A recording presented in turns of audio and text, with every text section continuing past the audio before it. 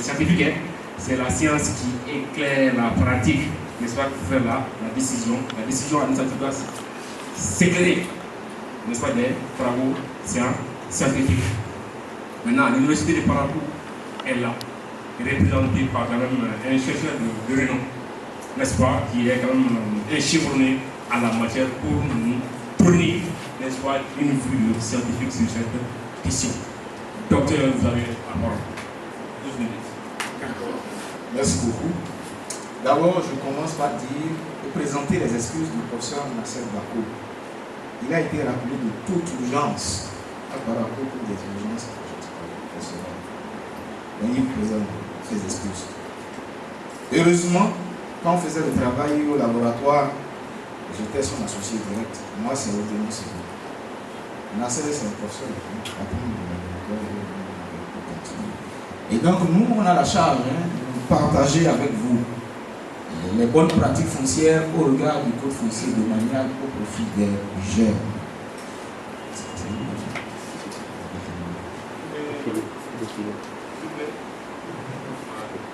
Quand je vais vous faire la main, bien, bonne pratique, nous nous sommes dit que ça répondait à la préoccupation d'exposer les facilités offertes aux jeunes par le code foncier domanial en vue de l'accès et en vue de l'exploitation de la terre.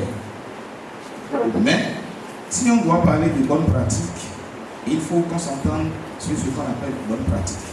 Si on doit parler de bonnes pratiques par rapport aux jeunes, il faut s'entendre également rapidement sur ce que nous on veut comprendre par jeunes ou jeunesse.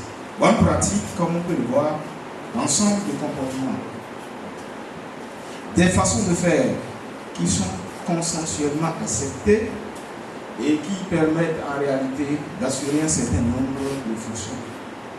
Qualité, hygiène, sécurité, respect de la législation, etc. De façon très stricte, bonnes pratiques, ce sont des expériences réussies. Ce sont des expériences testées. Ce sont des expériences qui ont pu être mises en œuvre dans différents contextes et qui ont produit leurs résultats et qui sont devenus des modèles que l'on peut proposer. C'est ce que nous appelons bonne pratique. Nous insistons puisque nous ferions quelques nuances tout à l'heure. Et généralement, quand on va dire bonne pratique, il faut du temps pour que ça se mette en œuvre. Là, nous sommes au début de l'application de notre code foncier domanial. La première révision en 2017. Donc, on est au début. En principe, je vais passer rapidement sur les étapes générales pour qu'une pratique s'installe définitivement, pour que ça devienne bon, pour que ça puisse se développer. C'est qui le jeune? D'un point de vue absolument général, on pourra dire que, contrairement à ce qu'on peut penser quelquefois, la jeunesse n'est pas forcément une époque de la vie. Quelquefois, c'est très souvent un état d'esprit. Et donc, chez nous, dans nos cultures, puisque nous, venant de Parakou, nous sommes dans un lieu donné, nous avons remarqué que clairement, si on doit considérer une société où il n'y a pas une réglementation politique assurée, on accède à l'autorité que dans la jeunesse. Ce qui signifie que si ça allait devoir se continuer comme ça, les jeunes n'auront pas forcément assez à faire. C'est un problème. Au Bénin, par exemple, d'un point de vue juridique ou d'un point de vue administratif, les vieilles personnes, c'est au-delà de 59 ans. Moins de 18 ans, ce sont les mineurs.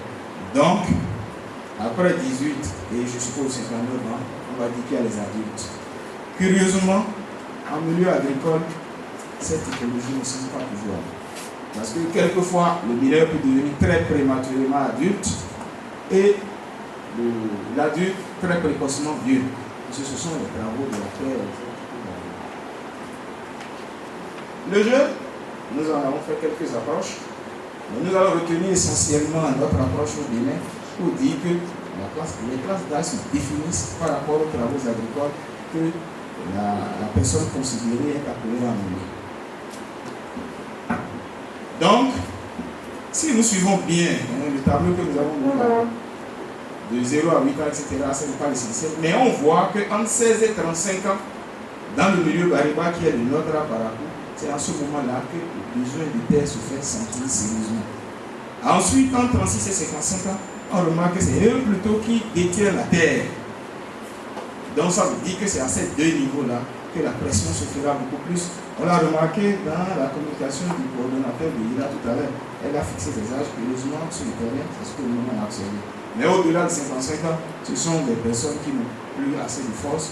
Et donc, eux, elles, tout le monde, sont dans le sens de déstocker la terre et de la laisser exploiter par d'autres. Lorsque nous avons suivi tout ça là, il est arrivé à dire, mais dans notre code foncier domanial, quelles sont les facilités ou quelles sont les bonnes pratiques éventuelles? D'abord, on a vu qu'il y a des principes. Et si on les respecte, on atteindrait systématiquement ces bonnes pratiques-là. Nous en avons ciblé quelques-uns que nous avons tirés des articles 5 et 6. Un exemple, utilisation et mise en valeur durable des terres. Accès équitable aux terres. Déjà, si on suit ça, la bonne pratique de les gens pourront avoir la terre. Et on continue. Respect de l'égalité de l'homme et de la femme dans l'accès au foncier. Qu'il soit jeune femme ou jeune homme, la possibilité d'avoir le principe posé. Sur la base de ce principe-là, quelles sont les pratiques que nous pouvons donc observer? Nature des facilités alors. 1. Nous avons vu que notre loi a prévu clairement une situation où la prérogative des vieillards, chefs, maîtres, chefs coutumiers de terre qui consistait à distribuer la terre en fonction de certains intérêts qui pourraient écarter les jeux, ces pratiques sont limitées. Au point où la loi dit clairement que leur pouvoir ne peut s'étendre que sur les terres que ces vieux chefs coutumiers-là exploitent directement. Au-delà, on doit laisser la possibilité à d'autres. Et l'expérience a été même que nous avons vu dans certaines communes, par exemple, où ce sont les autorités locales elles-mêmes qui organisent et ces personnes-là sont obligées de passer des contrats. Les contrats dont on vient de parler, et tout à l'heure, ça, du coup, ce sont des bonnes pratiques qui sont d'autres pratiques. Le domaine public, qu'il soit privé ou qu'il soit domaine totalement public, la loi permet qu'on puisse y accéder. Les expériences ou les pratiques qui ont été faites, par exemple, à Dali, l'ancien maire, là, il y a un projet, par exemple, qui a organisé l'aménagement des bas-fonds pour installer des jeunes. Ce sont les bonnes pratiques et la loi les a fixées déjà. On en a eu le cas que nous avons eu 2 cas.